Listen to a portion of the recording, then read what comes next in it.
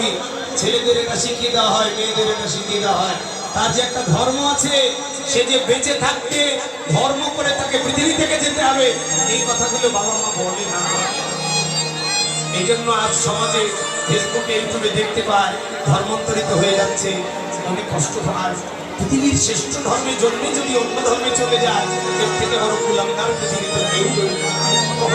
এই জন্য দায়ী কে? দোষ কার? এই জন্য দোষ আমি ওই মেয়েটার নয়, এই জন্য দোষ ওর বাবা মার চরিত্রের দোষ।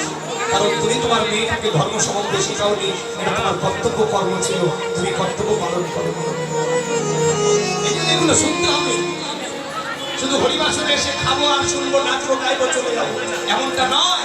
মেয়েটাকে নিয়ে সেখানে বসান, তাকে জোর করে গ্রন্থ পড়ান। গীতা না পড়লে খেতে দেবো না, চৈতন্য চরিতামৃত না পড়লে খেতে পাবি না।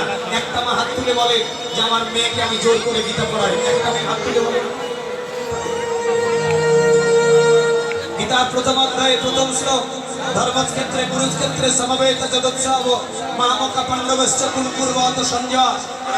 অন্ধরাজা ধৃতরাষ্ট্র সঞ্জয়কে বললেন, আমার পুত্র পাণ্ডুর পুত্ররা যুদ্ধ করতে গেছে, কি করছে আমাকে বলো।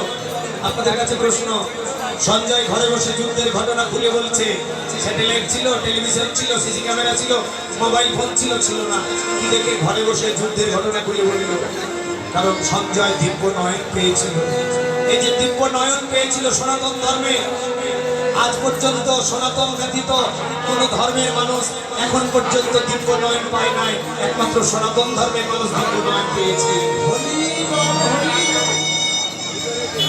পর্যন্ত পৃথিবীর কোন ধর্মের মানুষ এখন পর্যন্ত কেউ পায় নাই দিব্য নয়ন, একমাত্র আমার সনাতন ধর্মে পেয়েছে। এই কথাগুলো তোমার ছেলে মেয়ে আজ থেকে 9